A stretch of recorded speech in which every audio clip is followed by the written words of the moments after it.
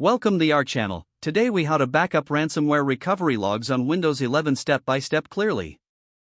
To start backing up ransomware recovery logs on Windows 11, first, open your Windows operating system. Click on the Start menu located in the bottom left corner of your screen. Type Event Viewer in the search bar and press Enter. Once Event Viewer is open, navigate to the left panel. Expand the Applications and Services Logs section. Look for the Microsoft folder within that section. Expand the Windows folder next. Find and click on Ransomware Protection. In the right panel, you will see a log labeled Operational. Right-click on Operational and select Save All Events As. A dialog window will appear asking you to choose a file location. Select a location that is easily accessible, like your desktop or a designated backup folder. Name the log file something memorable, like ransomware_recovery_logs. Ensure the file type is set to event file, star.exe. Click Save to back up the logs to your chosen location. To confirm your logs are backed up, navigate to the folder where you saved the file. Double-click on the saved file to open it in Event Viewer. Review the logs to ensure they contain the necessary information. For added security, consider copying the logs to an external drive or cloud storage. Repeat this process regularly to ensure you always have the most up-to-date recovery logs.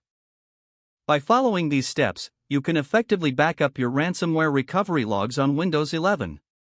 If the page does not load, refresh the browser or try again in a private or incognito window. Make sure you are using the correct email address, then retype it carefully to avoid small typos. If your password is not accepted, use the reset option and create a new strong password you can remember. Check your spam folder for verification or security emails, then complete any requested confirmation steps. Enable two-factor authentication if available to improve account security and reduce unauthorized access risk. After signing in, review your profile details so your contact information and settings are accurate and current. If you see an error message, note it down and try again after restarting your device and internet connection. Log out when you finish, especially on shared devices, to keep your account and payment information secure. If the page does not load, refresh the browser or try again in a private or incognito window. Make sure you are using the correct email address, then retype it carefully to avoid small typos. If your password is not accepted, use the reset option and create a new strong password you can remember. Check your spam folder for verification or security emails, then complete any requested confirmation steps.